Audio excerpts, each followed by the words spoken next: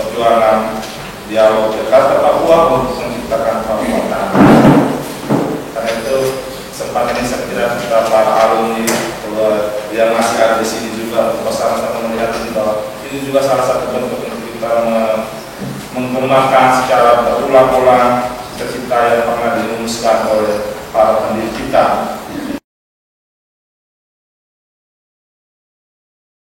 Ternyata saat bicara dialog itu justru sebelum Kongres Papua II tahun 2000. Di sini saya temukan buku ini stensilan Rabu 24 November 1990. Dan saya bicara tentang makalah ketiga dengan judul memperjuangkan keadilan dan perdamaian di Irian Jaya. Itu sudah dimulai. Orang Papua sebenarnya sudah pilih dialog untuk menyelesaikan konflik Papua. Di Kongres 2010. Tapi sesudah itu tidak dilanjutkan karena PDP yang dibentuk untuk mendorong itu ketuanya dibunuh, yang lainnya dipenjarakan, terus diintimidasi, sudah hilang. Alasan kedua ialah Papua dimengerti, ditafsirkan sebagai kebijakan pemerintah sebagai identik dengan Papua Merdeka. Karena tidak ada orang yang takut memperjuangkan dialog itu lagi. Sampai muncul Lembaga Ilmu Pengetahuan Indonesia, tim dari DIPI yang membuat penelitian selama 4 tahun dari 2004 sampai 2008 tentang konflik Papua dengan biaya APBN. Lalu mereka menghasilkan satu buku yang bernama Papua Roadmap, Negotiating the Past, Improving the Present, and Securing the Future. Ini buku ini hasil penelitian. Nah, di dalamnya itu direkomendasikan perlunya dialog. Tapi dialog seperti apa itu tidak dijelaskan di sini. Kita mendorong bersama, tapi dari pihak saya memperjelas posisi saya atau penelitian saya tentang dialog dengan menulis buku kecil ini. Kalau ini dari DP, kalau ini dari seorang Niels Tebar. Jadi tidak mewakili pikiran kelompok Papua, orang Papua, juga tidak mewakili gereja Katolik, tidak mewakili kelompok apa-apa, tapi ini pikiran pribadi. Sehingga kalau salah, ya yang dipersalahkan itu si penulis. Tapi kalau yang benar juga yang dibenarkan itu si penulis. Dengan demikian kita maju dua buku ini sama-sama. Kalau ini dari Jakarta, yang ini dari Papua.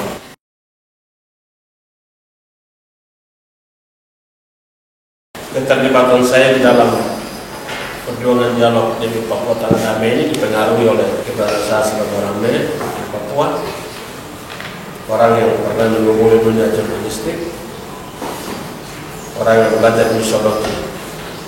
Pertama, motivasi dialog penting karena ada konflik ideologi antara pemerintah Indonesia yang mempertahankan negara mati dengan terutama orang-orang Papua, terutama orang Papua yang menginginkan merdeka dengan moto merdeka harga mati. Ini sudah 50 tahun persoalan ini. Konflik ini mengakibatkan rasa saling curiga dan tidak percaya, bukan hanya pada pemerintah terhadap orang Papua, tapi juga antara orang Papua dan dari luar yang ada di sini, pembunuhan-pembunuhan. Itu ada suasana itu, kecurigaan, tidak percaya. Juga ada korban nyawa. 20 tahun banyak orang meninggal karena konflik ini. Masyarakat sipil menjadi korban, polisi ada brimob, tentara juga jadi korban. Kalau konflik masih ada mungkin masih akan ada korban lagi. Tapi juga menambah proses pelaksanaan pembangunan di sejumlah tempat. Tidak ada rasa memiliki, baik pemerintah pusat maupun orang Papua tidak mempunyai rasa memiliki terhadap kebijakan khusus ini. Itu akibatnya. karena ini bukan hasil diskusi bersama. Maka karena rasa tidak memiliki, orang Papua ketika melihat itu tidak dilakukan, mereka kembalikan saja, itu bukan camping, karena tidak rasa memiliki. Tapi pemerintah Indonesia juga karena tidak rasa memiliki, maka ketika mengeluarkan suatu kebijakan yang bertentangan dengan otonomi khusus, dia malah mempertahankan bahwa itu benar, dia tidak merasa bersalah. Orang Papua itu ada suatu kekhawatiran bahwa kita sudah masa depan dalam NKRI. Mereka masa depan kami akan habis. Masih bisa didiskusikan tentang pandangan kami. Ada paradoks juga. Daerahnya kaya, sumber daya alam, tapi rakyatnya miskin.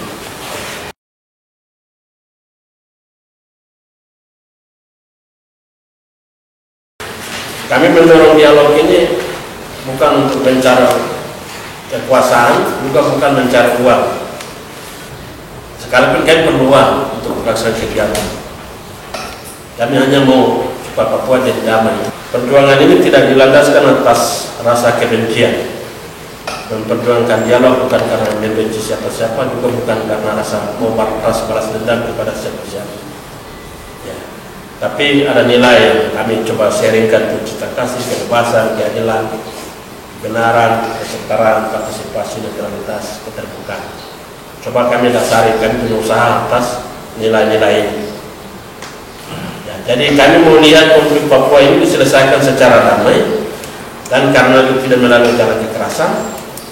Kedua, secara menyeluruh, karena itu kami tidak mau masalah Papua diselesaikan secara parsial, dan kami mau konflik Papua diselesaikan secara bermartabat, yaitu dengan saling menghargai dan menghormati satu sama lain.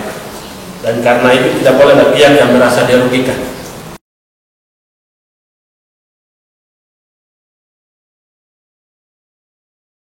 Dua target. Target pertama itu mendapatkan dukungan yang seluas-luasnya dari masyarakat sipil di tanah Papua dan para pejabat dan serta politisi di Jakarta tentang pentingnya dialog Jakarta Papua sebagai sarana untuk menemukan solusi terbaik terhadap konflik Papua. Karena itu kami merekrut orang yang rela bekerja demi dialog damai tanpa upah. Kami kumpulkan orang-orang ini, lalu dalam satu kami bertemu terus kami punya kelompoknya, kami mau namakan apa? Cari nama, akhirnya kami dapat Papua Peace Network. Namanya Papua Peace Network. Tapi tidak bisa, ini di Indonesia. Harus nama Indonesia. Ya terjemahkan saja. Dari Inggris itu, dari jaringan dari Papua. Orangnya kita dari Papua dan Jakarta, kami dorong sosialisasi bersama. Kami merumuskan supaya semua satu suara, merumuskan konsep dialog yang kami tawarkan kepada semua itu dalam buku saku ini, tawaran konsep dialog. Kemudian kami semua anggota mesti punya ini dan menjelaskan tentang dialog yang ada di dalam buku ini. Realisasi konsep dialog itu kami buat melalui seminar, konsultasi publik. Sampai 2011 Juli kami buat 26 konsultasi publik, baik untuk Papua maupun untuk yang dari Paguyuban. Peluncuran buku, diskusi tertutup, diskusi terbatas, diskusi publik, dialog interaktif di televisi, konferensi pers, konferensi perdamaian, dan pertemuan pribadi. Kami juga melaksanakan kunjungan pribadi ke sejumlah orang untuk menjelaskan konsep dialog ini. Dalam bertemu dengan mereka, tawarkan konsep dialog. Ada yang setuju, ada yang tidak setuju, ada yang lama-lama bersetuju, ya, ada yang tidak setuju sampai sekarang yang tidak bagus. Tapi juga mendorong pendekatan inklusif dan partisipasi dari semua kelompok termasuk kepentingan. Baik dalam kami dorong baik dalam tahapan pra-dialog, dialog, dan juga nanti pasca dialog. Dan itu dengan peranan yang berbeda-beda. Jadi sikapnya untuk mencapai target yang pertama ini, mendapatkan dukungan seluas-luasnya dari masyarakat sipil, kami menggunakan banyak pertemuan terbuka. Orang-orang yang mendukung dialog ini juga mereka menolak kekerasan. Itu yang kami lihat. Babak yang kedua, itu target kedua.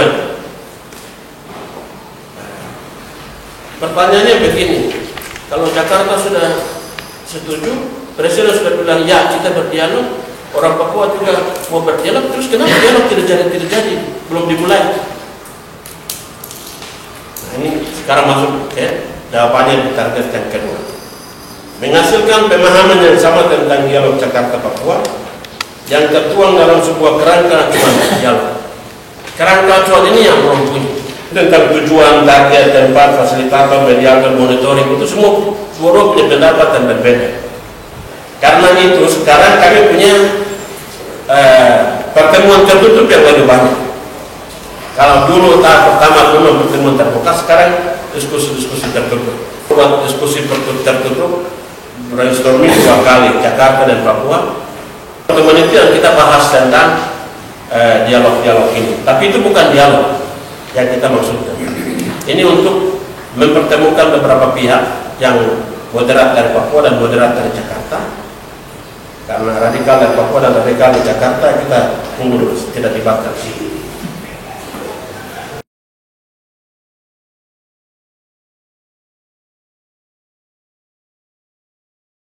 Pada 2 kutub yang berlawanan, kutub NKRI harga mati dan kutub Papua Merdeka harga mati.